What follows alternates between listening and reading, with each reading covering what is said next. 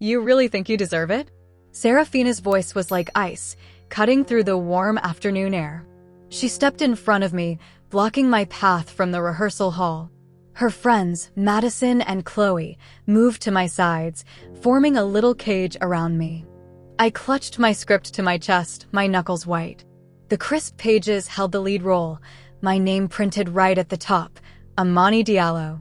It was the role Serafina Albright was so sure she would get. My grandfather built this school, she said, her voice low and mean. This stage is my birthright. Not for some charity case they let in to look good. Charity case. The words stung, but I was used to them. I was the scholarship kid.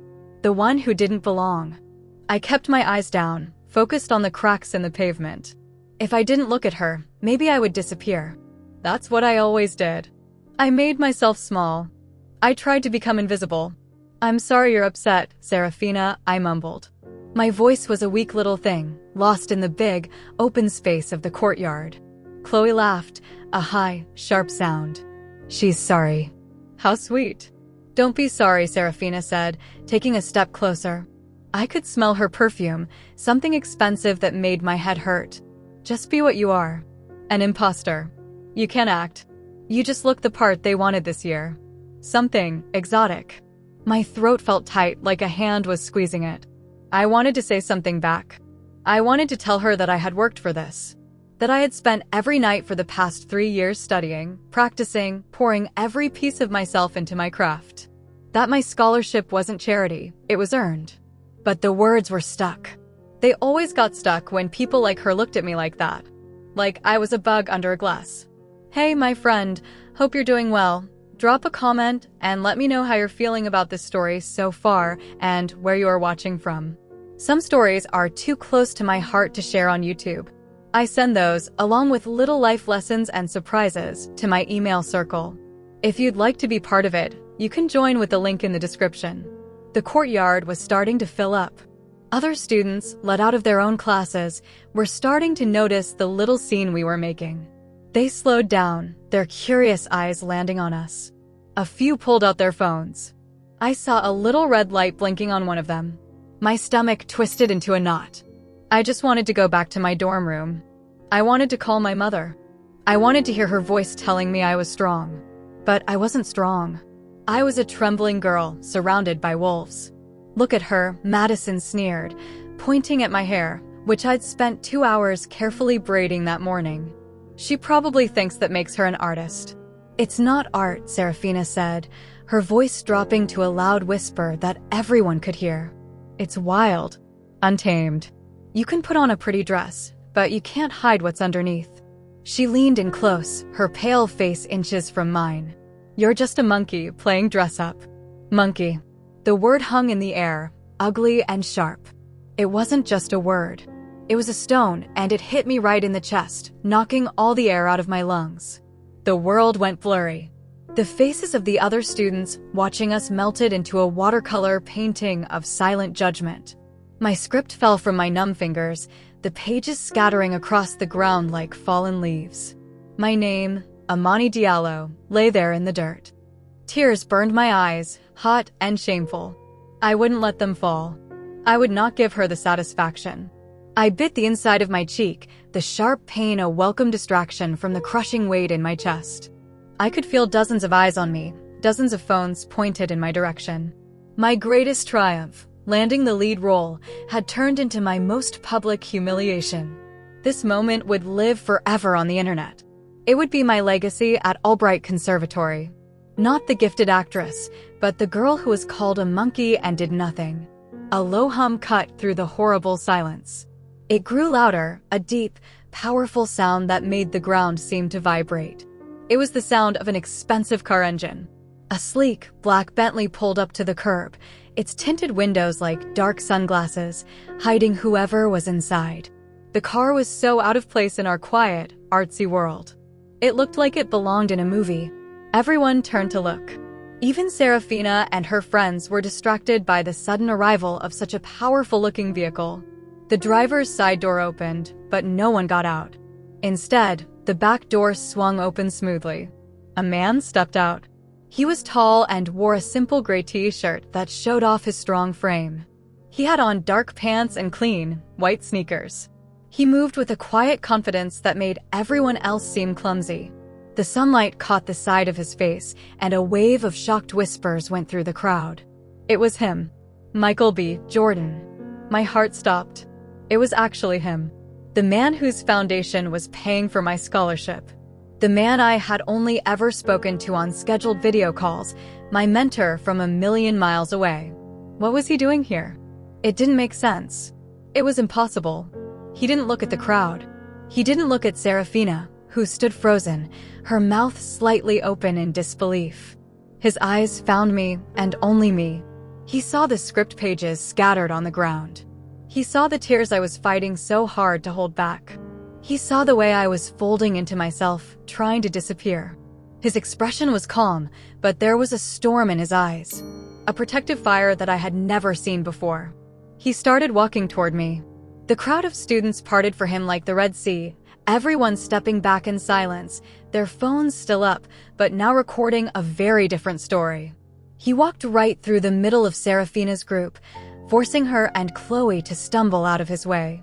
He didn't even glance at them. It was like they didn't exist. He stopped right in front of me, so close I could see the small lines of concern around his eyes. He was real. He was here. He gently put his hand on my shoulder. His touch was warm and steady, a silent promise that I was no longer alone. He bent down and picked up the top page of my script, the one with my name on it. He brushed the dirt off it carefully before tucking it back into my hands. Then he wrapped his arms around me, pulling me into a hug that felt like the safest place in the world. I buried my face in his shoulder, and that's when the tears finally came. A single sob escaped my lips, a sound full of all the pain and fear I had been holding inside. He held me for a moment longer, shielding me from the watching eyes, from the phones, from everything. Then he pulled back just enough to look at me, his voice soft, but clear enough for everyone to hear. "Come on, baby sis," he said, his voice full of a warmth that pushed back the coldness of the world. "Let's get out of here. Baby sis." He called me his sister. He kept one protective arm around my shoulders and guided me toward the Bentley. No one said a word. The silence was deafening. I could feel Serafina's hate-filled stare on my back, but for the first time, it didn't feel like it could burn me. I didn't look back. I just focused on walking, on putting one foot in front of the other, on matching my steps to his. The car door closed behind us, shutting out the world. The soft leather of the seat felt like a cloud. It was so quiet inside, I could hear my own shaky breaths. The car started to move, gliding away from the curb, away from the school, away from the worst moment of my life. We drove in silence for a few minutes. I just stared out the window, watching the beautiful old buildings of the conservatory get smaller and smaller until they disappeared. I felt numb, like I was floating outside of my own body. "Are you okay?" Michael asked gently, his voice pulling me back into the car. I shook my head, unable to speak. The tears started again, silent this time, just rolling down my cheeks. "I'm so sorry, Amani," he said, and he sounded genuinely sad. "I'm sorry you had to go through that." How did you know?" I finally whispered, my voice hoarse. "Why are you here?" I thought it was a miracle. A 1 in a billion chance that he just happened to be driving by. He was quiet for a long moment. He looked straight ahead at the road, his hands resting on his knees. The calm look on his face was gone, replaced by something harder, something angry. When he finally spoke, his words were quiet, but they hit me with the force of a physical blow. "I got a text, Amani," he said, turning his head to look at me. His eyes were dark with a seriousness that scared me. "About 30 minutes ago. It was from a man I've met a few times at charity events. A man who donates a lot of money to the school." He paused, and my blood ran cold. I knew what was coming before he even said the name. It was from Serafina's father, Mr. Albright. I just stared at him, my mind unable to process what he was saying. Michael's voice was steady, but filled with a quiet rage. The text was short. It said, and I quote, "Heads up. My daughter is about to teach your scholarship kid a lesson in humility. You might want to get over here for the show." The words felt like a punch to my stomach. I couldn't breathe. Mr. Albright sent that text? He didn't just allow it to happen. He invited a witness. He wanted Michael to see me break. It wasn't just a mean girl being cruel. It was a performance planned and staged by her father. The thought was so cold, so twisted, it made my skin crawl. Why? Why would a grown man, a powerful man, want to humiliate a student? A kid? I don't understand, I whispered, the words barely making a sound. My own voice sounded foreign to me. Michael didn't try to explain it. He just nodded slowly, his eyes holding mine. I know, he said. Powerful people do things that don't make sense to the rest of us. They think they're untouchable. They think they own everything, even people. He directed the driver to a small, quiet coffee shop far from the school, a place with worn wooden tables and the smell of roasted coffee beans in the air. We sat in a corner booth, a steaming mug of tea between my shaking hands. He didn't push me to talk. He just sat there with me, a quiet, solid presence in the middle of my world falling apart. For the first time since I'd arrived at Albright, I didn't feel completely alone. My mother, I started, my voice catching in my throat. I took a sip of tea, the warmth steadying me. When I got the scholarship, she was so proud. We're from a small town. People like us, we don't get to go to places like Albright. She worked 2 jobs to pay for my plane ticket for the audition. She packed my suitcase herself, folding every shirt perfectly. She said, Amani, you go there and you show them the light inside you. Don't let anyone ever dim it. I looked down at the table, a tear dripping into my tea. Today, I let them. I just stood there and let them. You didn't let them do anything, Michael said, his voice firm but kind. You survived. There's a difference. What they did today, that wasn't about you, Amani. That was about their own ugliness. Their own fear. Fear of what?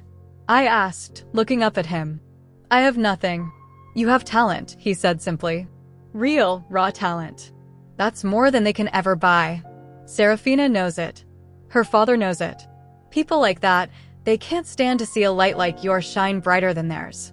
So they try to stomp it out. He leaned forward a little, his expression serious. I didn't start my foundation to just write checks. I started it because I remember what it felt like. Being the only one in the room who looks like you. Having to work 10 times harder just to be seen as half as good. I saw your audition tape, Amani. I saw that light your mother was talking about. It's special. And it belongs on a stage. His words were a bomb on a raw wound. He wasn't just my sponsor, he saw me. The real me. Not the charity case, not the outsider.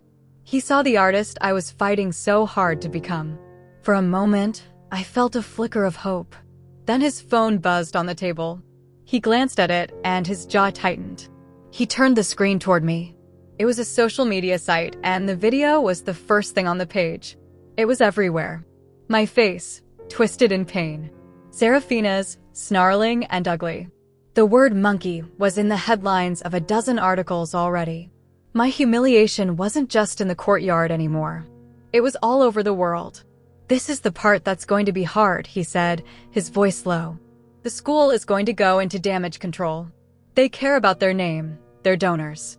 They're going to try and make this go away as quickly and quietly as possible. He looked at me, his eyes full of a heavy truth. And that means they're going to come to you. As if on cue, my own phone started ringing. The screen lit up with a name I knew well, Dean Holloway, the dean of the conservatory. A woman who always had a warm smile and a kind word for me. She'd pulled me aside after my first showcase and told me I had a rare gift. She was the one person in the administration I felt I could trust. My hand trembled as I answered. Hello. Amani, my dear, thank God. Her voice was filled with a frantic, motherly concern. I just saw the video. I am horrified. Disgusted. I cannot believe this happened on my campus. Are you all right? Where are you? I'm okay, I stammered. This is unacceptable, she continued, her voice rising with what sounded like righteous anger. Serafina Albright's behavior, it's inexcusable. I want you to know, Amani, the school stands with you. 100%. We will not tolerate racism or bullying of any kind. Can you come to my office? We need to talk. We need to make this right. Her words were everything I needed to hear. The school stands with you. My shoulders relaxed for the first time all day. Maybe Michael was wrong. Maybe they would actually do the right thing. Yes, Dean Holloway, I said, my voice stronger now. I can be there. Michael listened to my side of the conversation, his expression unreadable. When I hung up, I looked at him. She sounded really upset. She said they stand with me. He gave me a small, sad smile. I hope she's telling the truth, Amani. For your sake, I really do. He stood up. I'll take you back. I'll wait outside. Whatever happens in that room, you're not alone. You just have to decide what you're willing to accept. Walking back onto the Albright campus felt like walking into a different country. Students who used to ignore me now stopped and stared.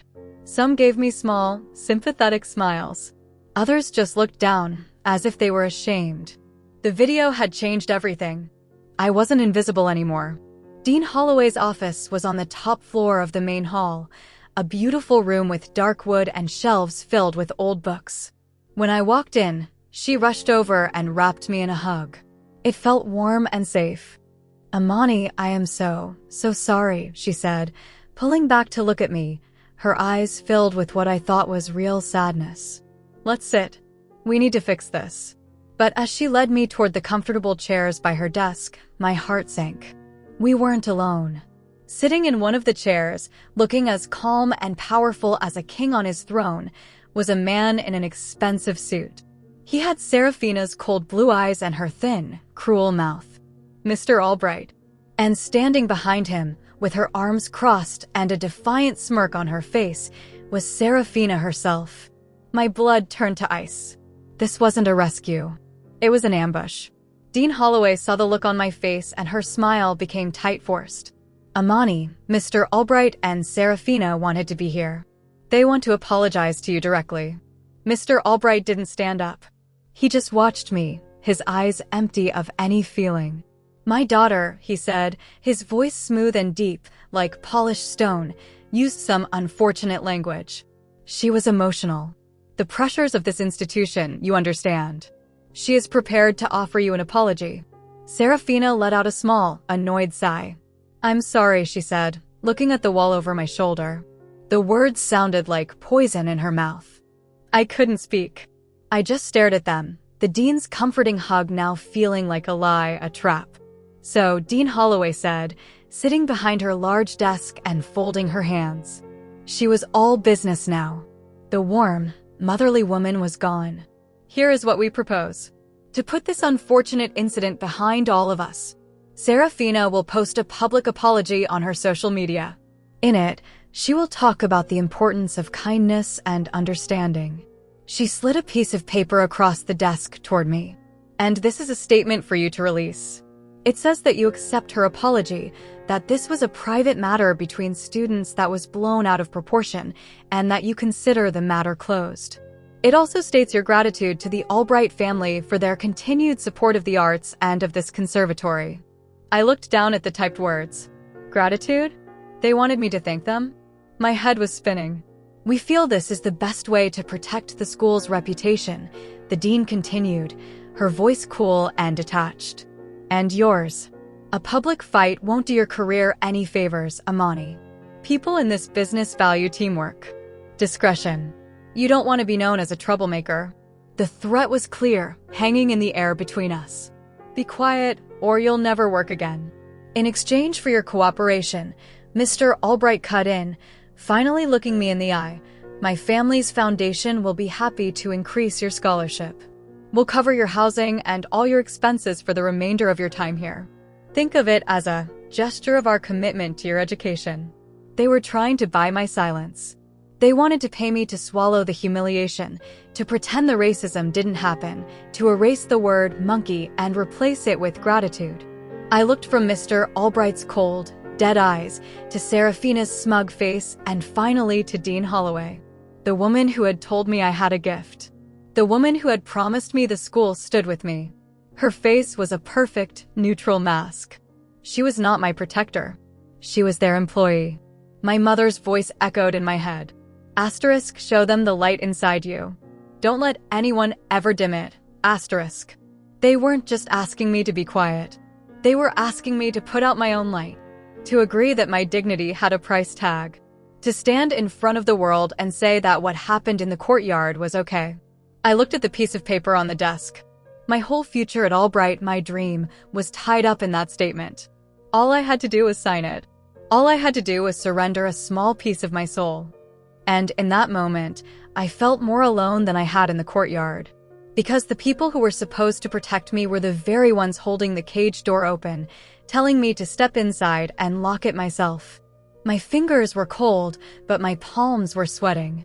I stared at the paper on the dean's desk. It was just a sheet of white paper with black letters, but it felt as heavy as a gravestone. Each word was a link in a chain they wanted to wrap around my voice, my truth, my very soul.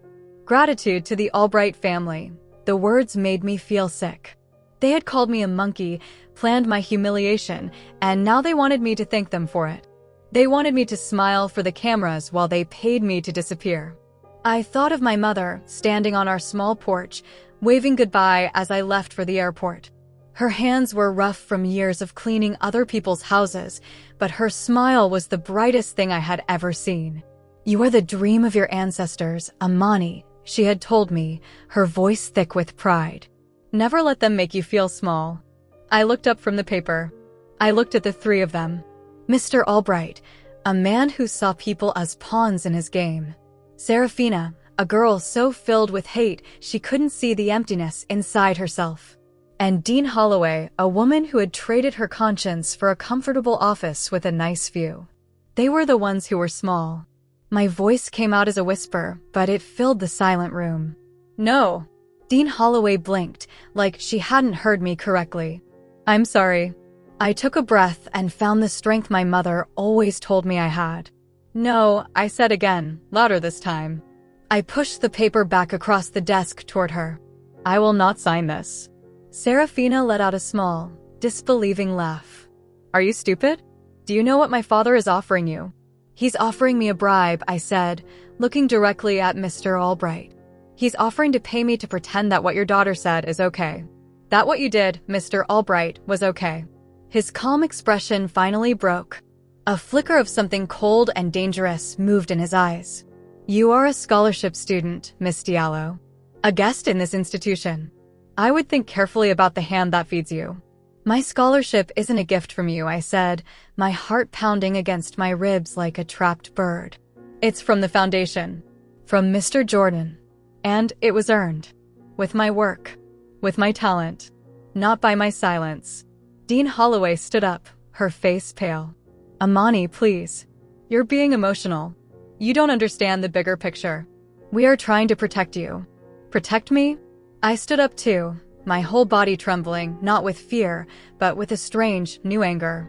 It felt hot and clean. "You're protecting him. You're protecting the school's money. You let them bring me in here to be ambushed and threatened. You are not protecting me." I looked at her, at the woman who had praised my talent, and I felt a deep, aching disappointment. "You are part of the problem." A muscle in Mr. Albright's jaw twitched. "You are making a very big mistake, little girl. A mistake you will regret for the rest of your very short career." The threat was no longer hidden. It was laid bare on the polished wood of the dean's desk. I didn't have a clever reply. I didn't have a threat of my own. All I had was the truth and the feeling of my mother's pride inside me. That would have to be enough. I turned my back on them, on their money, their lies, and their ugly, small world. I walked to the door, opened it, and didn't look back. Stepping out into the hallway felt like taking my first breath of fresh air after being trapped underwater. I had no idea what was going to happen next, but I knew I had chosen my own path. I hadn't let them dim my light. Michael was leaning against the wall on the other side of the hallway, his arms crossed. He had been waiting there the whole time. He watched me walk toward him, his expression serious. He didn't have to ask what happened. He just pushed himself off the wall and fell into step beside me. "I'm proud of you, Amani," he said quietly as we walked toward the exit. His words were simple, but they meant more to me than any scholarship check ever could. They made me feel seen. They made me feel strong. We walked out of the main hall and back into the late afternoon sun. The world looked different now. Sharper. More real. I had walked in a student. I was walking out a fighter. My phone vibrated in my pocket. I pulled it out, expecting a text from my mother. It was an email. The subject line made my stomach drop. Official notice of suspension. I stopped walking. My hands started to shake again as I read the words.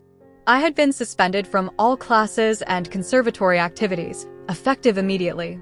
The reason given was conduct detrimental to the Albright community, including the instigation of a public conflict. Instigation? I was the one who instigated it? They were twisting the story, painting me as the aggressor. They weren't just burying the truth. They were trying to bury me with it. Serafina's name wasn't mentioned anywhere in the email. Of course it wasn't. What is it? Michael asked, seeing the look on my face. I couldn't speak. I just handed him the phone. He read the email, his jaw tightening with every word. When he was done, he handed it back to me, his eyes dark with a controlled fury. They're not wasting any time, he said, his voice hard. This is how they play. They don't just win, they destroy the opponent. Albright can't afford a racism scandal. Not right now. He's trying to merge his company with a big tech firm in Asia. A deal worth a fortune. Bad press, especially a viral video of his daughter being a racist, could kill the whole thing. This isn't just about the school for him. It's about money. A lot of it. Suddenly, it all made sense. The text message to Michael. The ambush in the dean's office. The quick suspension. It wasn't just a father protecting his daughter. It was a businessman protecting his assets. I wasn't a person to them. I was a problem on a balance sheet, and they were trying to erase me. The calculated cruelty of it all was staggering. My phone started ringing, the sound loud and shrill in the quiet afternoon. The screen showed my mother's picture. My heart seized with a new kind of fear, a fear for her. I answered, my voice weak. Mama? Amani? Her voice was choked with tears. I could hear commotion in the background, other voices. Baby, what is going on? The video. It's on the local news here. People are, oh, Amani, they're saying such awful things. She broke into a sob, and it felt like a knife twisting in my gut. Someone threw a rock at our window. It almost hit the picture of your grandmother. The world tilted. The fight wasn't just here anymore. It wasn't just about my scholarship or my role in the play. They had taken their war to my home, to my mother, to the one person in the world I would do anything to protect. They had found my biggest weakness, and they were squeezing with all their might. My anger from the dean's office evaporated, replaced by a cold, hollowing dread. Maybe Mr. Albright was right. Maybe I had made a terrible mistake. Mama, I'm so sorry, I whispered, tears blurring my vision. I'm so sorry. It's not your fault, my love, she said, her voice trying to be strong for me, even through her own tears. Don't you ever think that? You did nothing wrong. You hear me, Amani? You hold your head up high. We talked for another minute before hanging up, my hand shaking so badly I could barely press the screen. I felt Michael's hand on my arm, a steady, grounding pressure. This is what they do, he said, his voice a low growl. They don't just attack you. They go after the people you love. They try to isolate you, to make you feel like you're all alone and that fighting is pointless. I looked up at him, my face wet with tears. What do I do? They're going to destroy everything. My future. My family. He looked me straight in the eye, his gaze unwavering. No, they're not. They've made you a victim. We're not going to let you stay one. He paused, his expression shifting from anger to something else, something focused and determined. I told you before, I'm not your savior. I can't fight this for you. Your voice has to be the one they hear. But I can be your support. I can give you a platform and the tools you need to fight back. He pulled out his phone and made a quick call. Jessica, it's me. I need you to clear my schedule for the rest of the week. And I need the best civil rights lawyer you can find. Yes, it's about the Albright girl. It's about to get a lot bigger. He hung up and looked back at me. They've given you their story. The suspension. The lies they're telling. They're trying to define you. Now, you have a choice. You can let them. You can disappear and they win. Or you can stand up and tell your story. Your truth. To everyone. But you need to know, if you choose to fight, it's going to get harder before it gets better. They will come at you with everything they have. He was giving me an out. I could still run. I could go home, hide in my mother's arms, and let the storm pass, picking up the pieces of my life later. The thought was tempting. It was safe. But then I saw Serafina's sneering face in my mind. I heard the word monkey. I saw Mr. Albright's cold, dead eyes. I felt the phantom sting of the rock that had been thrown at my mother's window. They thought I was weak. A little charity case they could scare into silence. They thought they could buy my dignity and then throw me away when I refused their price. They had mistaken my quietness for weakness. They had no idea who I was. They had no idea who my mother had raised me to be. I wiped the tears from my face with the back of my hand. The trembling had stopped. A new feeling was settling in its place, a calm, cold certainty that felt like steel solidifying in my veins. They started this fight, I said, my voice steady now, all the fear burned out of it. But I'm going to finish it. A slow smile spread across Michael's face. It was a smile of respect. A smile that said he had seen the fighter in me all along, and he was just waiting for her to show up. Good, he said, because they have no idea who they're messing with. He put his arm around my shoulders again, not to comfort me this time, but as an equal, a partner. Come on, baby sis. Let's go to work. The word work didn't mean what I thought it did. I thought it meant rehearsals, studying lines, losing myself in a character. Michael's version of work was a quiet office in a part of town I didn't recognize. It was plain, with gray walls and a long wooden table. It felt like a bunker, a hidden place to plan a war. A woman named Jessica was already there, a laptop open in front of her. She had sharp eyes that seemed to see right through me, but her handshake was firm and warm. She was the lawyer. They suspended you for instigation, Jessica said, her voice crisp and clear. She tapped a key on her laptop, and the dean's email appeared on a large screen on the wall. That's the first move. They're building a case. They're painting you as the problem. Aggressive. Unstable. Ungrateful. Ungrateful. The word felt like a slap. But the video, I said, my voice small. Doesn't it show what happened? The video shows Serafina being a cruel teenager, Jessica explained, her expression patient but serious. Their lawyers will say it was a petty high school fight that you blew out of proportion. They'll say words were exchanged on both sides. They will leak a story that you said something to provoke her. They will lie. Michael sat across from me, his face grim. They're already starting. He turned his own phone around. It was a post from a popular gossip blog. The headline was, Albright Scholarship Students' History of Conflicts Comes to Light. Below it was an old photo of me from my freshman year, arguing with another student over a stage prop. I remembered that day.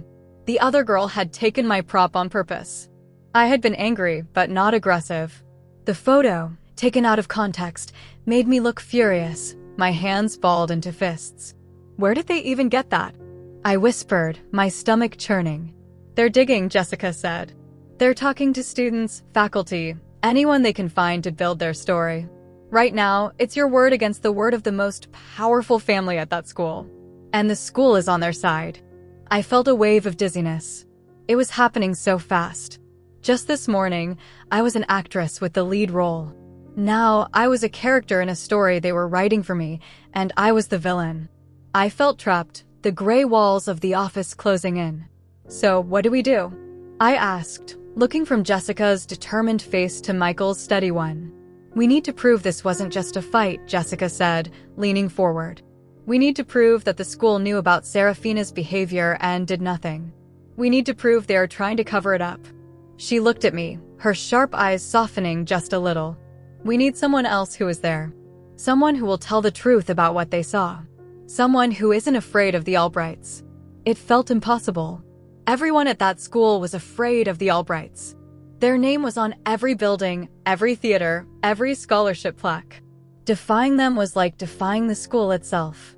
For the next 2 days, the world outside our little bunker grew uglier.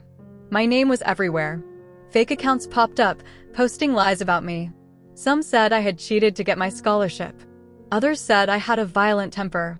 Serafina posted her own video. She sat in her perfect, sunlit bedroom, tears streaming down her pale face.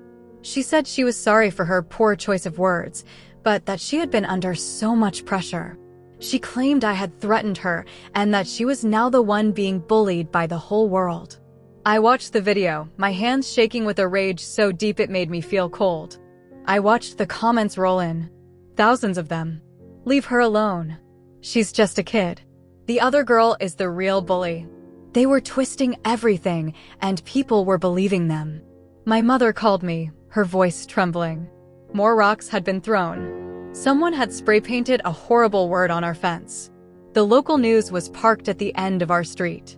They had turned my family's quiet life into a circus.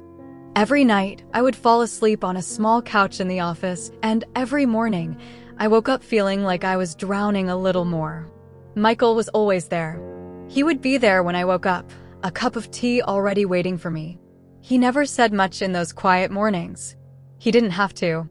Just his presence, calm and solid, was an anchor in the storm. He made sure I ate. He would put a plate of food in front of me and just sit there until I took a bite. It was in these small moments that I felt something shift. I started watching the way he moved, the way he listened, the way his eyes would find mine across the room, as if to say, asterisk, I'm still here.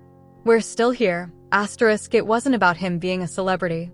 It was about the man he was, the quiet strength that seemed to radiate from him. In a world that was trying to tear me down, he was the one person who made me feel safe. Then, on the third day, a miracle happened. Jessica got an email. It was from a boy named Leo. He was a freshman in the music department. He had been in the courtyard. He saw everything. He wrote that he had been standing near the doors before I came out and had overheard Serafina telling her friends that she was going to put the scholarship girl in her place. This is it, Jessica said, her voice electric with excitement. This proves it was planned. Premeditated harassment. This changes everything. Hope, bright and blinding, flooded my chest for the first time in days. Leo agreed to sign a statement. He was scared, but he said what was happening was wrong, and he wanted to help. Jessica scheduled a meeting for the next day. We were all so relieved, we almost felt lightheaded. That night, Michael ordered pizza, and we ate it right there at the big table. For a few hours, we weren't a legal team in a war room. We were just people sharing a meal. I even laughed at one of Michael's jokes, a real laugh that felt strange and wonderful coming out of my chest. He smiled when he heard it, a genuine, unguarded smile that made my heart do a little flip. The next morning, we waited. And waited. Leo was supposed to arrive at 10. By 10:30, he still wasn't there. He wasn't answering his phone. A cold knot of dread began to form in my stomach. Jessica kept calling his number, her expression growing tighter with each unanswered ring. Michael was scrolling through his phone, looking at the school's website. Suddenly, he froze. Oh no, he breathed out, his voice low. He turned the phone toward us. It was a new post on the conservatory's main news page. It was a picture of Leo, smiling broadly. The headline read, Albright Conservatory announces first-ever recipient of the Albright Global Promise Grant. The article went on to say that a gifted young musician named Leo had been chosen for a fully funded, 2-year program to study classical guitar in Spain. He was leaving immediately. The air rushed out of my lungs. I stared at the picture of the smiling boy, the witness who was supposed to save me. They had gotten to him. They hadn't threatened him. They had bought him. They had found his dream and handed it to him, and all he had to do in return was disappear. It was brilliant. It was cruel. And it was final. The last bit of hope I was clinging to dissolved into nothing. I felt the weight of everything crash down on me at once. The lies, the hate, my mother's fear, my lost future. It was too much. I buried my face in my hands, a dry, choked sob tearing through me. It was over. They had won. I felt a hand on my shoulder, warm and gentle. I didn't have to look up to know it was Michael. He didn't say anything. He just stood there, his presence a silent shield. After a long moment, Jessica's phone rang. She answered it, her face like stone. She listened for a minute, then 2. Her eyes closed briefly, and when she opened them again, they were filled with a grim fire. Thank you for the information, she said, and hung up. She looked at me, and my blood ran cold at the expression on her face. That was a source I have inside the Albright corporate offices. What is it? Michael asked, his voice tight. Jessica's eyes met mine. It's about your mother, Amani. The cleaning company she works for? Their biggest contract is with a hotel chain. A chain that Mr. Albright's company just bought last month. She took a breath. The message was delivered to her boss this morning. If you don't drop this entire case and issue a public apology to the Albright family by tomorrow, your mother's entire company will lose the contract. Her boss will be ruined. And your mother, along with everyone she works with, will be fired. The gray walls of the office seemed to spin. This was a new level of cruel. They weren't just threatening to fire my mother. They were threatening the jobs of all her friends, the women she had worked with for years. They were going to make her responsible for dozens of families losing their income. They were turning her into a villain in her own community. They were making it so that even if I won, my mother would lose everything. This was the checkmate. They had finally found a move I couldn't counter. They were using my love for my mother as a weapon, pointing it directly at my own heart. I thought of her face, the way she worried about me, the sacrifices she had made. How could I let this happen to her? How could I ask her to pay the price for my fight? I stood up from the table, my legs unsteady. I walked over to the window, looking out at a city that suddenly felt like it belonged to them, like they owned every street, every building, every person in it. All my anger, all my fight was gone. All that was left was a hollow, aching emptiness. I have to stop, I said, my voice barely a whisper. I have to do what they say. I could feel Michael come up behind me. He stood so close I could feel the warmth from his body, but he didn't touch me. They're counting on you saying that, Amani, he said softly, his voice right by my ear. They're counting on your love for your mother to make you surrender. I can't let them hurt her, I choked out, a fresh wave of tears blurring the city lights outside. I can't. He was quiet for a long time. I could hear him breathing, slow and steady. I expected him to tell me to be strong, to keep fighting. But he didn't. When he finally spoke, his voice was different. It was thoughtful, distant, as if he was seeing a whole new board, a whole different game. My first big role, he said, his voice a low murmur. I was so broke. I auditioned against hundreds of guys. When I got the part, I felt like I was on top of the world. Then, a week before shooting, the director called me into his office. He told me one of the main financial backers didn't like my look. He wanted to replace me. I turned from the window to look at him. His face was shadowed, his eyes focused on a memory I couldn't see. I was devastated, he continued. I was ready to walk away. But then the director told me something I never forgot. He said, they think they own the camera. They think they own the lights and the stage. But they don't. The one thing a storyteller owns, the one thing they can't take from you, is the story itself. He finally looked at me, and a tiny, fierce light sparked in his eyes. They've taken your stage. They've taken your witness. They're trying to take your mother's security. But they don't own your story, Amani. You do. His words hung in the air, settling into the hollow space inside me. My story. For days, I had been reacting to their story, fighting against the lies they were telling. I had never thought to just tell my own. Not to lawyers, not to the press, but just tell it. I looked past him, at the big screen on the wall, still showing the dean's suspension email. The school, the stage, the play, that was the world they controlled. I had been trying to win in their world, by their rules. Michael's words opened a door in my mind. What if I just walked out of their world and into my own? The showcase, I whispered, the idea so new it felt fragile. The lead role is still mine. They suspended me from classes, but they never officially recast the part. Michael's expression shifted. A slow, knowing smile touched his lips. He understood immediately. They control the school, he said, his voice catching the thread of my thought. But the showcase isn't just for the school. It's open to the public. It's live-streamed. My story, my stage, my voice. The fear and despair that had been choking me for days began to recede. In its place, something new and powerful started to grow. It wasn't anger anymore. It was purpose. They wanted to silence me. They wanted to erase me. They thought they had backed me into a corner with no way out. They were wrong. I wasn't going to issue a press release. I wasn't going to hold a conference. I was going to put on a show.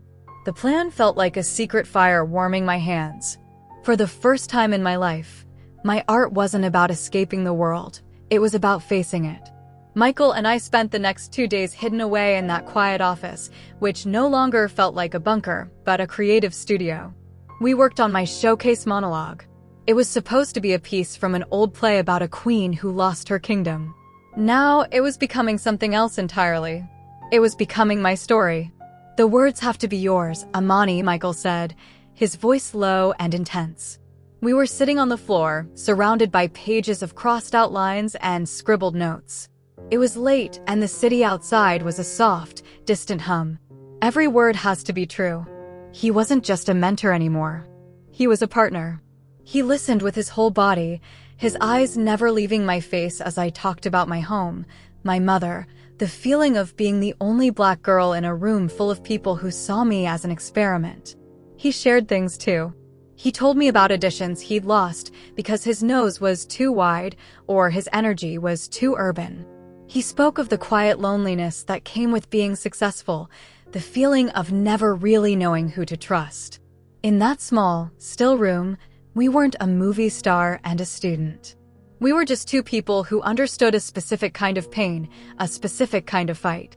The air between us grew thick with unspoken things. My heart would beat a little faster when his hand brushed mine as we reached for the same piece of paper. I found myself studying the curve of his smile, the way his eyes crinkled when he was really listening. I felt a dangerous, thrilling warmth spread through my chest, a feeling I had no name for, but one that made me feel more alive than I had in years. On the second night, we finally finished. The monologue was perfect. It was sharp, and it was honest, and it was mine.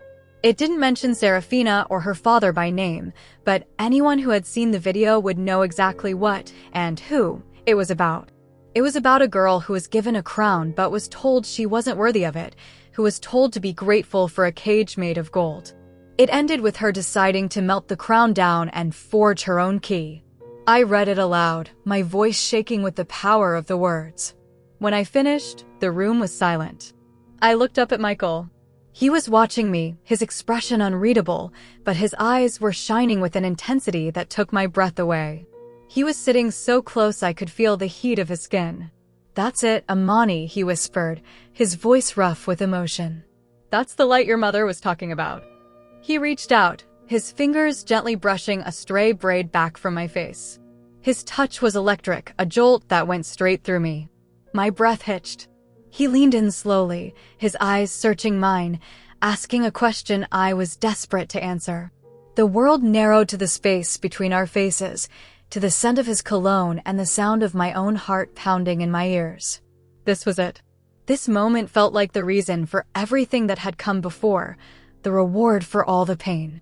His phone, sitting on the table beside us, buzzed. The screen lit up, breaking the spell. He pulled back, a flash of annoyance crossing his face. I let out a shaky breath, my cheeks burning. "Sorry," he mumbled, glancing at the screen. "It's Jessica. I should probably." He stood up and went into the small adjoining room to take the call, leaving the door slightly ajar. I stayed on the floor, trying to get my breathing back to normal. My whole body was tingling. I hugged my knees to my chest, a giddy, hopeful smile spreading across my face. I felt like I could do anything. I could face anyone. He believed in me. I glanced over at his phone, which he'd left on the table. The screen was still lit up from Jessica's call, showing his home screen. And behind the icons, his background picture was visible. It wasn't a picture of a sunset or a family member. It was a corporate logo. A sleek, silver letter intertwined with a globe. The Albright Global logo. My smile faded. Why would Michael B. Jordan have Mr. Albright's company logo as his phone background? It didn't make sense. Maybe it was for a role he was researching? An actor's mind was a strange thing. But a cold feeling, a tiny splinter of doubt, lodged itself in my heart. The murmur of his voice came from the other room. I couldn't hear the words clearly, just the tone. It wasn't the warm, encouraging voice he used with me. It was clipped, all business. I stood up, my legs feeling strangely weak, and walked closer to the door, telling myself I was just going to get a glass of water. The timeline is too tight, Jessica, he was saying, his voice sharp. The merger announcement is Friday. This showcase is Wednesday. We can't have her going rogue and blowing up the final negotiations. Albright is already spooked. My hand froze on its way to my mouth. Merger. Negotiations. Albright. The words slammed into me, knocking the air from my lungs. No, she trusts me completely, he continued, and a bitter, acidic taste filled my throat. She thinks the whole performance is her idea. It's better that way. We just need to soften the ending. Take the edge off. Turn it from an accusation into a lesson about grace. The investors need to see unity, not a public schoolyard brawl. My vision tunneled. The room started to sway. I backed away from the door, my hand pressed over my mouth to keep from making a sound. My mind was racing, connecting dots with a speed that made me sick. The text from Mr. Albright. Asterisk, heads up. You might want to get over here for the show. Asterisk, it wasn't a taunt. It was a summons from one business partner to another. Asterisk, come handle your asset. She's making a scene. Asterisk. His arrival. The Bentley gliding to the curb, him stepping out like a hero. It wasn't a rescue. It was damage control. He needed to get me away from the cameras before I said or did something that could threaten his investment. Baby sis. The words echoed in my head, now sounding grotesque, manipulative. It was a branding exercise. A line delivered to a global audience of phone cameras, perfectly framing him as the protector, the good guy. It was all a performance. And I was his co-star, the only one who didn't know she was in a movie. This office. This war room. It wasn't a shelter. It was a cage. A place to keep me isolated, managed, and controlled, feeding me a story of empowerment while he worked behind the scenes to protect his money. Jessica wasn't my lawyer. She was his. Leo, the witness. The scholarship to Spain. The perfect, clean solution. Who had the power and connections to arrange something like that so quickly? Not the school. Not on their own. But a man like Michael B. Jordan? It would be a single phone call. And my mother. The most vicious, painful piece fell into place. He knew everything about her. He had my scholarship file. He knew where she worked, who she worked for. He had given Albright the gun and told him exactly where to point it. He had engineered the threat that broke me, the one that made me feel so hopeless I would turn to him, my savior, and let him guide me. Let him tell me what to do. The almost kiss. The gentle touch, the intense eye contact. It was all part of the act. A way to ensure my complete and total loyalty. He wasn't just managing me, he was seducing me into my own destruction. The intimacy I had felt, the connection I thought was real, was just a tool he was using. I felt disgusting. I felt like a fool. The warmth that had filled my chest just minutes before now felt like a sickness, a poison I had willingly swallowed. The door opened and he walked out, a pleasant, businesslike smile on his face. Sorry about that. Jessica just had a few last-minute things to go over. He looked at me and his smile faltered. He saw it in my face. He saw that I knew. His eyes, the ones I had found so much warmth and safety in, became cool, guarded. The mask was off. You're an investor, I said, my voice a dead, hollow thing. It didn't even sound like me. In the tech firm Albright is merging with. He didn't deny it. He just stood there, his hands in his pockets, his posture relaxed. It was the calm of a man who knew he still held all the cards. It's a good deal, Amani.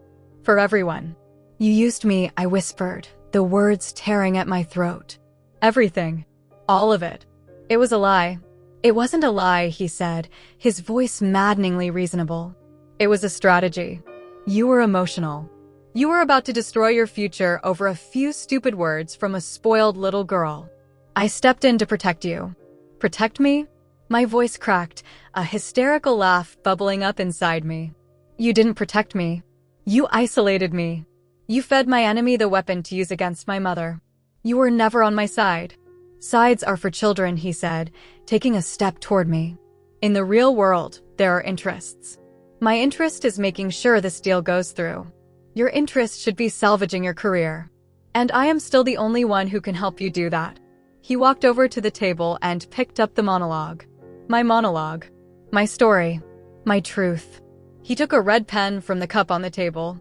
This is good, he said, looking down at the pages. It's powerful, but it's too angry. Too accusatory. He made a quick, slashing motion with the pen, crossing out the final lines. The lines about melting the crown. We just need to change the ending. He started to write, his hand moving quickly. Instead of defiance, you'll talk about forgiveness. Instead of forging a key, you'll talk about building a bridge. You'll say you've spoken with Serafina, that you both regret what happened, and that you're calling for healing. It's a much better story. It makes you look graceful, mature. It makes everyone look good. I stared at him, at the red ink bleeding across my words, murdering my story. He was rewriting my soul. He wasn't just my enemy. He was my director, my producer, my writer. He was trying to do to my very identity what he accused them of doing. He was trying to own it. That was the final betrayal. He wasn't just trying to silence me. He was trying to use my voice to speak his lies. I didn't scream. I didn't cry. A strange, terrifying calm washed over me. The girl who had trembled in the courtyard, who had wept in the Bentley, who had leaned on this man for strength, was gone. She had been burned away, and all that was left was something hard and cold and clear. I turned and walked to the door. "Where are you going, Amani?" he asked, his voice still calm, but with an edge to it now. "What are you going to do? You have nothing. No lawyer. No money. No platform. You walk out that door, you're completely alone." I stopped, my hand on the doorknob. I turned my head to look back at him. At this powerful, handsome, celebrated man who had seen my light and tried to put it in a cage for his own profit. "You're wrong," I said, and my own voice surprised me with its strength. "I have my story. The real one. And it's the one thing you can't buy." I opened the door and walked out into the hallway, into the night. I didn't run. I walked. I left him standing there with his red pen and his ruined script. The weight of his betrayal was a physical thing, a crushing stone on my chest. But with it came a strange, terrible freedom. He was right. I was alone. I had nothing. And in that moment, I realized that meant I had absolutely nothing left to lose. The cool night air hit me like a splash of cold water, shocking the breath from my lungs. The door clicked shut behind me, a sound of finality, like a lock turning in a cell. For a single, dizzying moment, I felt light. The lies were behind me, the manipulator was unmasked. I was free, but the feeling lasted only as long as it took me to reach the sidewalk. Then, the weight of the city, of my life, came crashing down. The streetlights cast long, lonely shadows. The distant sound of a siren felt like it was wailing just for me. I was alone. The word was no longer a feeling, it was a fact. I had no allies, no sanctuary. My dorm room was locked to me. My mentor was my jailer. My school was my enemy. My phone felt heavy in my pocket, a useless brick that connected me only to the people who wanted to destroy me or the one person I was desperate to protect. I started walking with no destination in mind. My feet just moved, one in front of the other, carrying me away from the building that held the man who had so carefully broken my heart. Every step was a memory. The warmth of his hand on my shoulder. The intensity in his eyes when he listened to me. The way he had said, "baby sis," a phrase that now felt like the ugliest curse in the world. He hadn't just lied to me. He had studied me. He had found the empty spaces inside me, the need for a protector, for a believer, for someone to see me, and he had filled them with carefully crafted poison. The shame of it was a physical burn, crawling up my neck, hot on my cheeks. He had played me so perfectly, and I had been such a willing, grateful participant. The thought made me want to curl up on the cold pavement and never get up again. I walked for what felt like hours, my path winding through unfamiliar streets. I ended up in front of a small, 24-hour laundromat. The windows were steamy, the fluorescent lights inside casting a pale, sickly glow. A few people were scattered inside, sitting in the hard plastic chairs, their faces blank as they watched their clothes tumble in the machines. It looked like a place for people who had nowhere else to go. I went inside. The air was thick with the smell of warm cotton and bleach. I found an empty chair in a corner and sank into it, the plastic cold against my back. No one looked at me. Here, in this little pocket of the city's lonely heart, I was just another ghost. I pulled out my phone. The deadline was tomorrow morning. If I didn't surrender, my mother and all the women she worked with would pay the price. They would lose their jobs because of me, because I refused to be silent. My principles felt like a luxury I couldn't afford. My dignity felt like a weapon I was pointing at my own family. Michael knew this. He had counted on it. He had built this trap with the precision of an architect, using my love as his blueprint. I opened the video on my phone, the one of Serafina. I watched it without sound. I saw her face, twisted with hate. I saw my own face, crumbling in humiliation. I saw Michael, striding through the crowd like a god, his expression a perfect mask of righteous concern. It was a scene from a movie, and he was the hero. The whole world thought he was the hero. And he had written a new final scene for me, one where I smiled and talked about forgiveness. He wanted me to stand in the spotlight he had created and thank him for saving me, while he stood in the shadows, counting his money. A wave of nausea washed over me. I couldn't do it. I couldn't let him win like that. But my mother, her face swam in my mind. Her kind eyes, her tired hands. The sound of her voice on the phone, trying so hard to be strong for me while her own world was being shattered by rocks and hateful words. She had sacrificed so much to give me a chance at a dream. And now, my dream was going to be the thing that destroyed her. My fingers hovered over her contact picture. I needed to hear her voice. I needed to feel the warmth of her love, even if it was just through the phone. It was a selfish need, but I was drowning, and she was my only lifeline. I pressed the button.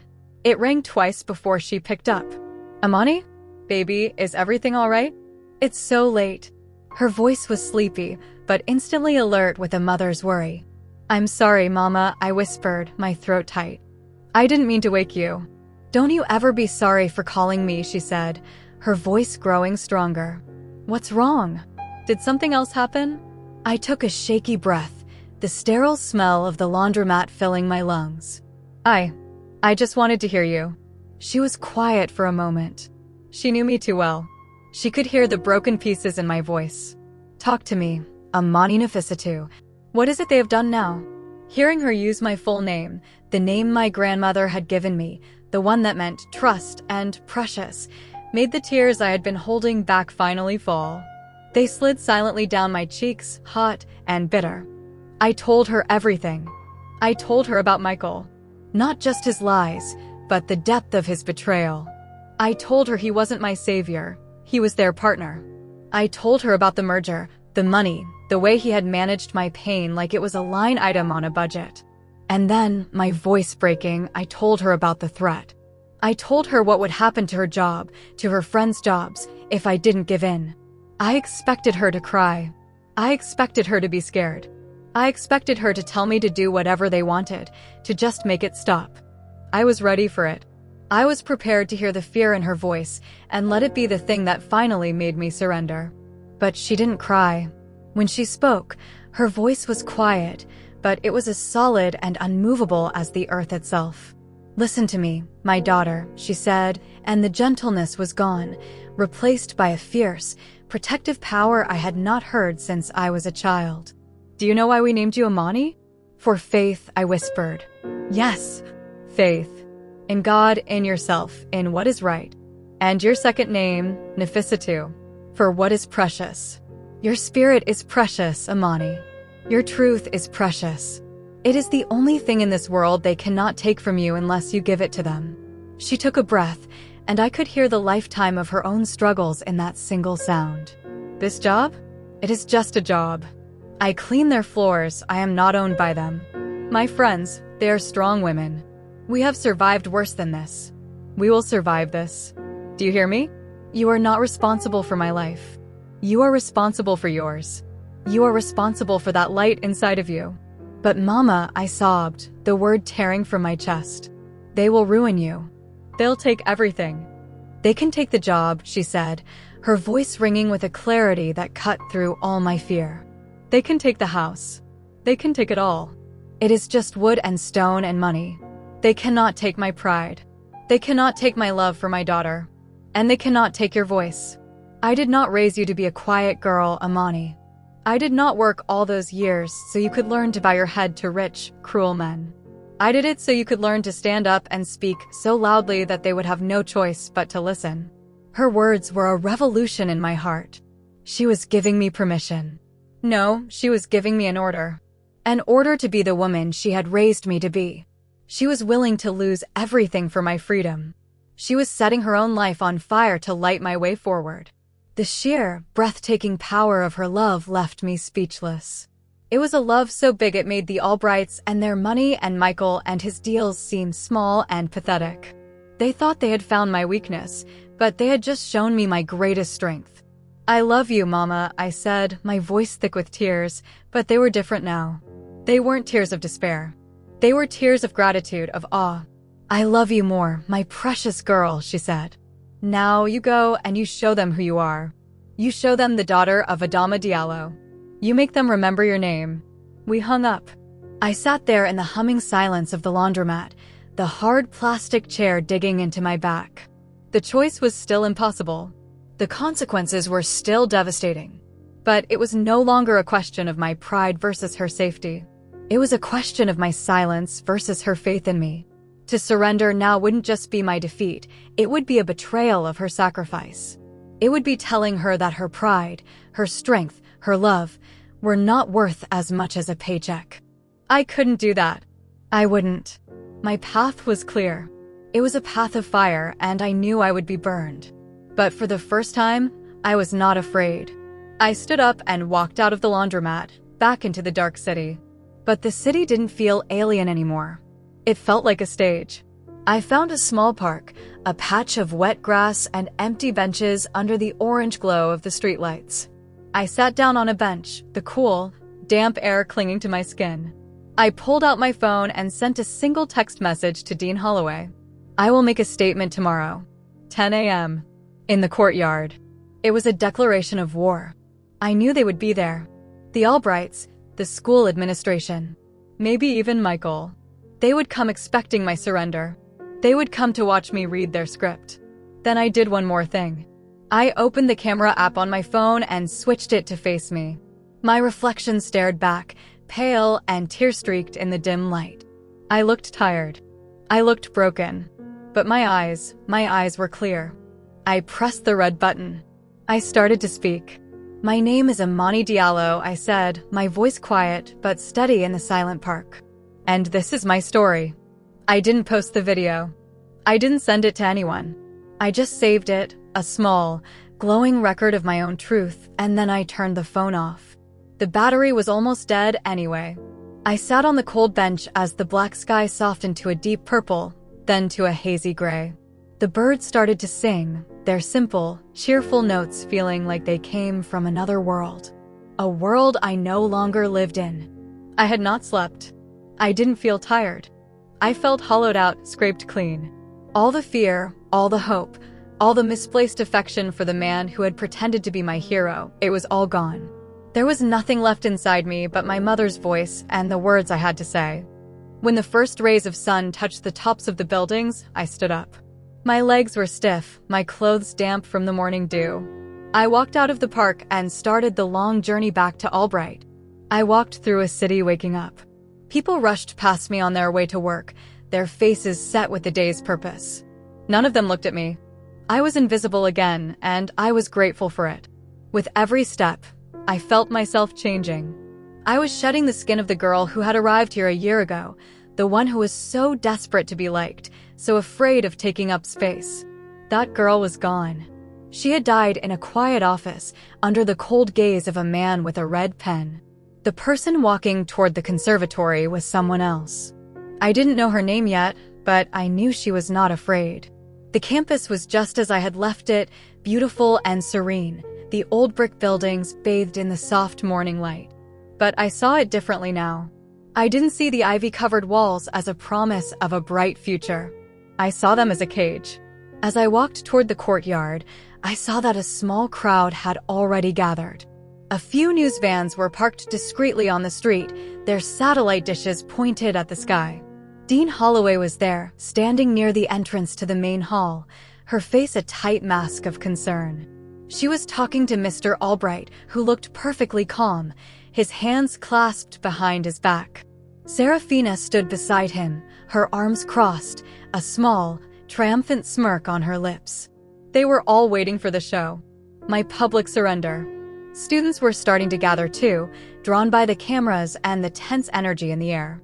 They stood in small groups, whispering, their eyes darting toward me as I approached. I kept my head high, my eyes fixed on the spot. The exact patch of pavement where my script had scattered, where my dignity had been ripped from me. That was my stage. A figure detached from the shadows near the main building and moved to intercept me. Michael. He was dressed simply, in a dark hoodie and jeans, but he moved with that same impossible confidence. He looked tired, the skin under his eyes darker than before. He stopped in front of me, blocking my path. Amani, he said, his voice low, meant only for me. Don't do this. It's not too late. I just looked at him. I looked at the face I had trusted, the man I had almost let myself fall for. It felt like looking at a stranger. The warmth I had once seen in his eyes was gone, replaced by a cool, hard calculation. I know you're angry, he continued, his voice still a persuasive murmur.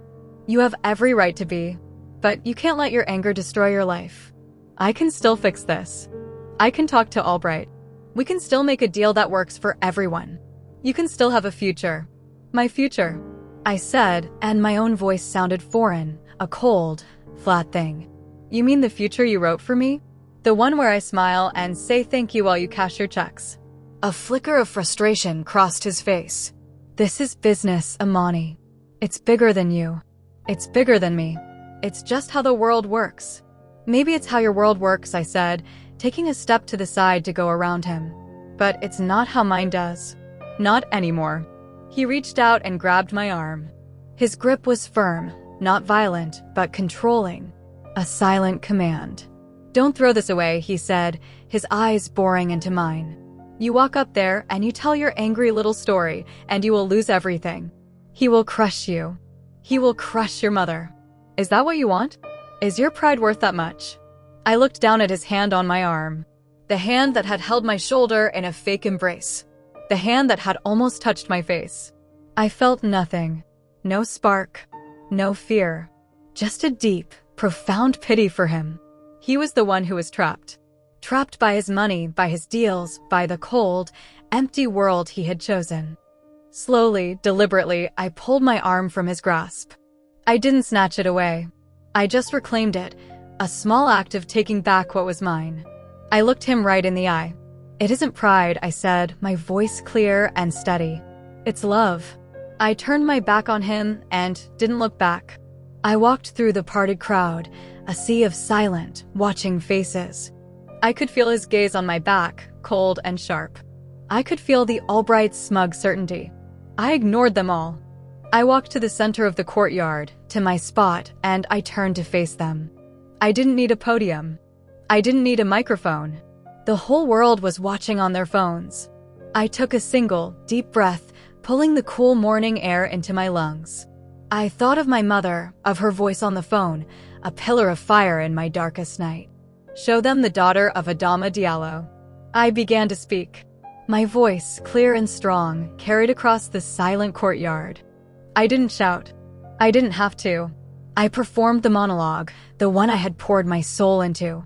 I became the queen who had been given a kingdom she was told she hadn't earned. They gave me this crown, I began, my hands gesturing to the invisible weight on my head. They said, be grateful. Look how it shines. We chose you. They dressed me in silks and sat me on a throne, in a castle with high, beautiful walls. And every day, they would come and admire their work. Look how she glows, they'd say. She is a credit to our generosity. I saw Serafina's smirk falter. I saw Mr. Albright's calm expression begin to crack. I saw Dean Holloway's face go pale. They were hearing their own words, their own actions, twisted into a story they couldn't control. But at night, my voice dropped to a conspiratorial whisper. When the castle was quiet, the crown would whisper to me. You're an imposter, it would say. You don't belong here. You're just a wild thing they have caught and dressed in pretty clothes. I let the words hang in the air, the echo of Serafina's insult clear for everyone to hear. I looked out at the faces in the crowd. The students.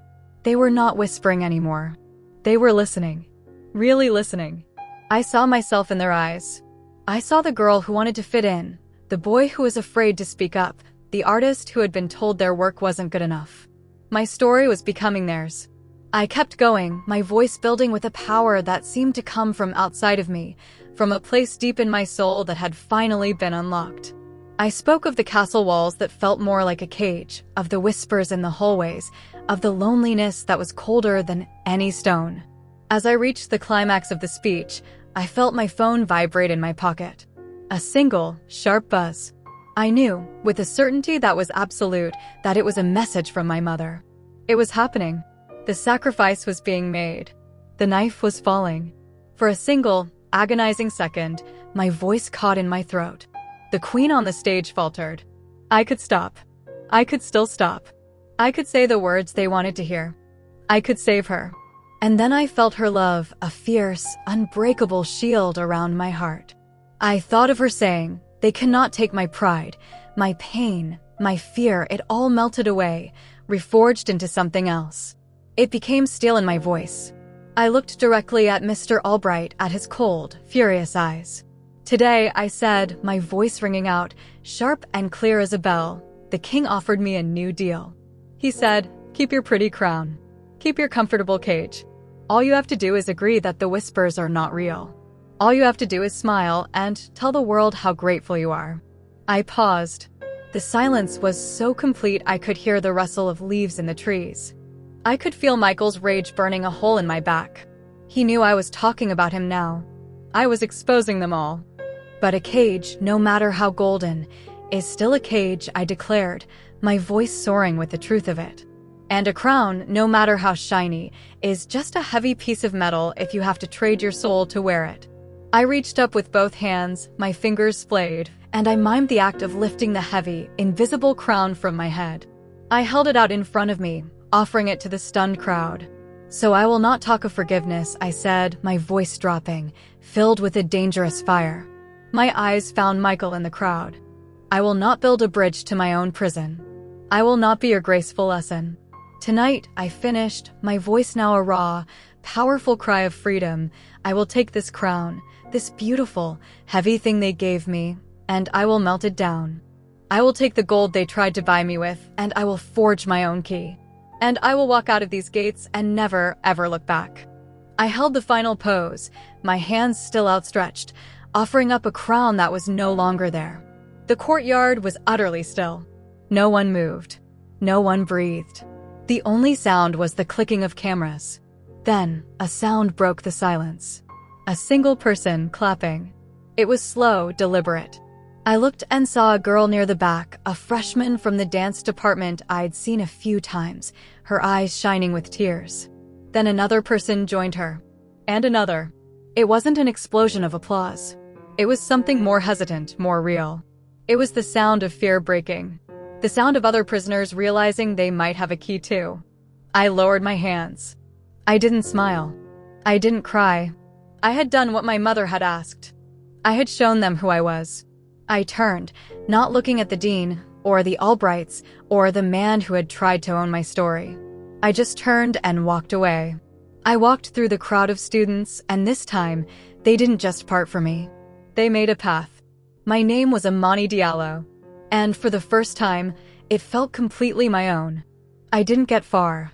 The applause followed me, a wave of sound that seemed to lift me up, to hold me when my own legs felt like they might give out. It wasn't the polite clapping of a theater audience. It was messy and loud and full of a feeling I couldn't name. It was the sound of 100 silent screams finally being let out. I risked a glance over my shoulder. Students, dozens of them, were turning their backs on the little stage of power where the Albrights and the dean stood. They were turning toward me, their faces a mix of shock, fear, and a dawning, brilliant hope. It was a silent protest, a quiet revolution happening in the space of a heartbeat. They were choosing a side. They were choosing my side. Mr. Albright's face was a storm of fury. The calm, untouchable mask was gone, revealing the ugly, snarling man underneath. "This is my school," he bellowed, his voice echoing in the suddenly quiet courtyard as the applause died down. "Security. Get this. This trespasser off my property now." Two uniformed guards who usually just checked student IDs started moving toward me. Their faces were uncertain. They were used to dealing with kids sneaking into parties, not this. But my path was suddenly blocked. Not by the guards, but by other students. A group of dancers, their bodies strong and defiant, linked arms in front of me. A few quiet musicians I recognized from the practice rooms stood with them. They didn't say a word. They just stood there, a human wall between me and him. They were terrified. I could see it in the way their hands trembled. But they didn't move. "What is the meaning of this?" Dean Holloway cried out, her voice thin and panicked. "Students, stand down. You are all risking your place here." Her threat was empty. We had all seen what a place here was worth. It was worth our silence. It was worth our souls. And for the first time, it seemed the price was too high. The wall of students held. The guard stopped, looking back at Mr. Albright for instructions, their faces pleading. That's when Michael stepped forward. He moved into the center of the space, his hands raised in a calming gesture, the practiced move of a man who knew how to command a room. He had to try and get the story back, to put it back in its cage. His entire deal depended on it. "Everyone, just calm down," he said, his voice smooth and reasonable, the voice of the hero everyone thought he was. "I think we're all a little emotional right now. What you just saw was a passionate young artist expressing herself. It's what this conservatory is all about. It's a dialogue. And now we need to continue that dialogue with respect and understanding." He was brilliant. He was trying to shrink my performance, to turn my revolution into a simple misunderstanding, a dialogue that he could lead and control. He was trying to save himself, to save the deal, to rewrite the ending in real time. He looked at me, a silent plea in his eyes. Asterisk, play along. Help me. We can still fix this. Asterisk. But the story was no longer his to write. A loud electronic chime echoed across the courtyard, the sound that usually announced a school-wide assembly. Every head turned toward the massive digital screen built into the side of the main hall. It was usually a loop of smiling student photos and campus news. Now it was black. And then it flickered to life. My face filled the screen. It was me from the park just hours ago. My hair was a mess, my face was pale, and my eyes were haunted by a night without sleep. I looked small and broken. I looked nothing like the powerful queen I had just been on my makeshift stage. I looked real. The sound of my own voice, quiet and raw, filled the air, broadcast from a dozen speakers hidden around the courtyard. "My name is Amani Diallo," my image on the screen said, "and this is my story." The entire courtyard held its breath. Michael froze, his face a mask of disbelief. His eyes darted from the screen to me, a flicker of panic in their depths. This wasn't in his script. This was a scene he hadn't directed. My voice from the screen continued, telling the truth in simple, undeniable words. I told them about the meeting in the dean's office. I told them about the offer of money for my silence. I told them about the pre-written statement of gratitude they had tried to force me to sign. And then, my voice cracking with a pain that was still fresh, I told them about the threat to my mother. They found the person I love most in the world, my recorded self said, tears welling in my eyes, and they put a target on her back. They told me that if I did not perform their story today, my mother and all of her friends would lose their jobs. They wanted to break me by making me break her. A collective gasp went through the student body. The news reporters who had been held back at the edges of the campus were now pushing forward, their cameras aimed at the screen, at the raw, undeniable truth being laid bare for the entire world to see. I saw Serafina shrink behind her father. I saw Dean Holloway cover her mouth with her hand, her face as white as a sheet. And I saw Mr. Albright staring at the screen, his mouth a thin, hard line. He was no longer a king in his castle. He was just a bully, his ugly methods exposed under the bright morning sun. My face on the screen looked directly into the camera, as if I was looking into the eyes of every person watching. The performance you just saw, that wasn't an act of anger. It was an act of love. My mother, Amani Diallo, told me that my voice was precious. She told me she would rather lose everything than see me silenced. She gave me her blessing to tell the truth. So I am honoring her sacrifice. This is for her. They can take her job, but they can't take her pride. And they can no longer have my silence. The video of me faded. The screen went black for a second. Michael let out a breath, a small sigh of what might have been relief. Maybe he thought it was over. But it wasn't. New words appeared on the screen, typed in a simple, elegant font. This live feed and the preceding video have been provided to every major news outlet by the Outlier Foundation. Michael's body went rigid. I saw a flash of pure, cold terror in his eyes. The Outlier Foundation. His foundation. Then, a new face appeared on the screen. It was an older black man with kind, intelligent eyes and a calm, commanding presence. I had never seen his face before, but I knew, with every fiber of my being, exactly who he was. He was the director from Michael's story. The one who had taught him the lesson he had so thoroughly forgotten. "Good morning," the man said, his voice a deep, steady baritone that commanded instant respect. "My name is Marcus Thorne. 20 years ago, in my office, I told a gifted but struggling young actor that the powerful people who write the checks think they own everything. They think they own the camera, the stage, the lights. But they don't. I told him that the one thing a storyteller truly owns, the one thing no one can take from you, is the story itself." He looked away from the camera for a moment, a deep sadness in his eyes. "I co-founded the Outlier Foundation with that same actor, Michael B. Jordan, based on that single principle. Our mission, our only mission, is to find and protect the stories of young artists who have been pushed to the margins. To give them a platform and the resources to speak their truth."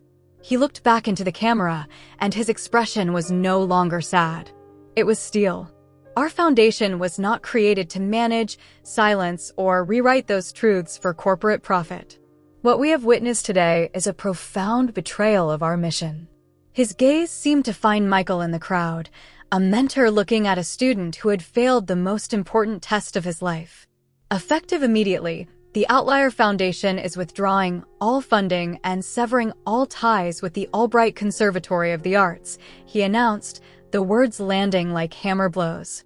Furthermore, our board will be launching a full, independent investigation into the financial relationship between our board member, Mr. Jordan, and the Albright Global Corporation. We will not be a party to the silencing of artists.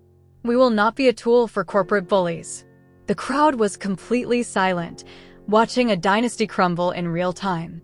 Mr. Albright looked like he had been turned to stone. His merger, his reputation, all of it was turning to dust right before his eyes. Then, Marcus Thorne's face on the screen softened. His eyes seemed to be looking right at me. "And to Miss Amani Diallo," he said, his voice filled with a deep, paternal warmth. "On behalf of the Foundation, I apologize for what you have endured. Your courage today has reminded us of why we began this work in the first place. Your mother was right. Your voice is precious." He smiled, a genuine, beautiful smile that reached his eyes. "We have a new scholarship for you. The Amani Diallo Scholarship for Truth in Storytelling. It comes with a full ride to any conservatory or university you choose, anywhere in the world. And a stage. A real one. Because your story, Miss Diallo, deserves to be heard." The screen went black. The silence that followed was different. It wasn't tense. It was awestruck. It was the sound of a world shifting on its axis. The sound of a battle that had been won not with money or power, but with the simple, unbreakable truth. I finally looked at Michael.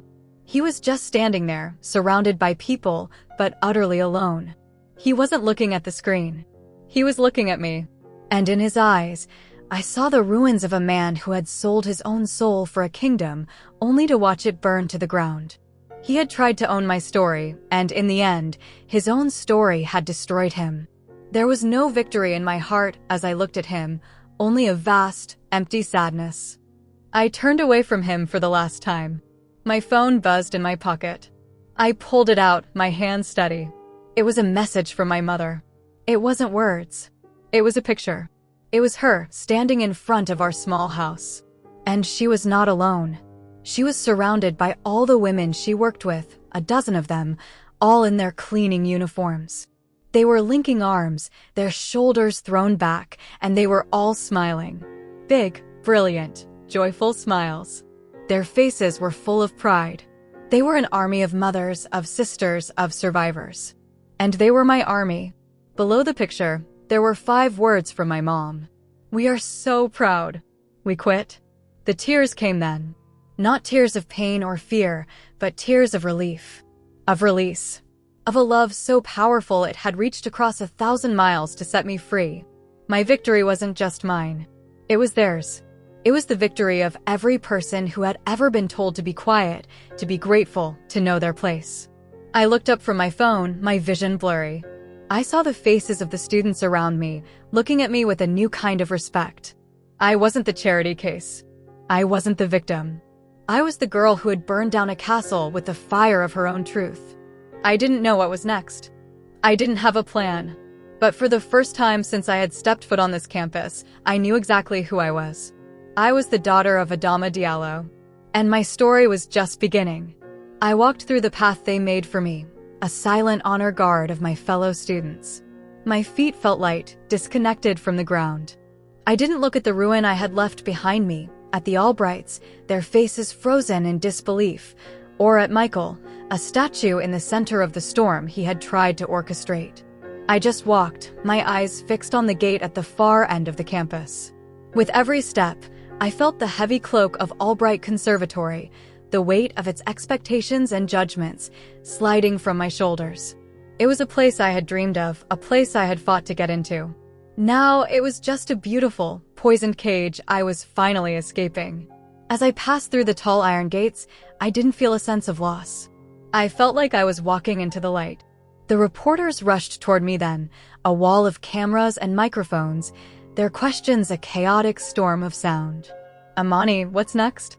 Do you have a comment on Michael B. Jordan's involvement? How does your mother feel?" I didn't answer. I had already given them my story. There was nothing left to say.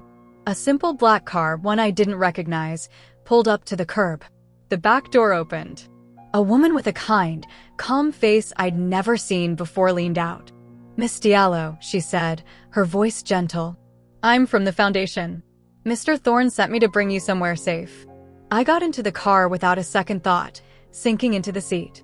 As we pulled away, I looked back at the conservatory one last time. It looked smaller from a distance, like a model of a building rather than the whole world it had once been to me. The car was quiet, the windows tinted, shutting out the noise of the world again. But this time, it didn't feel like a trap. It felt like a sanctuary. The woman handed me a bottle of water and a small, sealed envelope. "This is from Mr. Thorne," she said. "He said you should read it when you feel ready." I clutched the envelope in my hand. It felt heavy, filled with the weight of a future I couldn't yet imagine. We drove to a modest hotel far from the noise of the city, a place with clean rooms and simple furniture.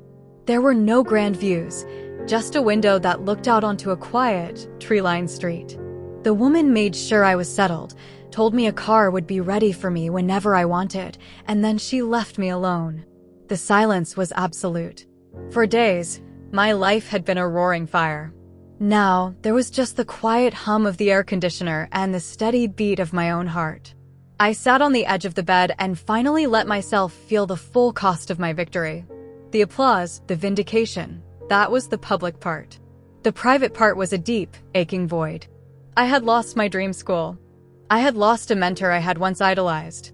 I had lost the simple, innocent belief that talent and hard work were enough. I thought of Michael.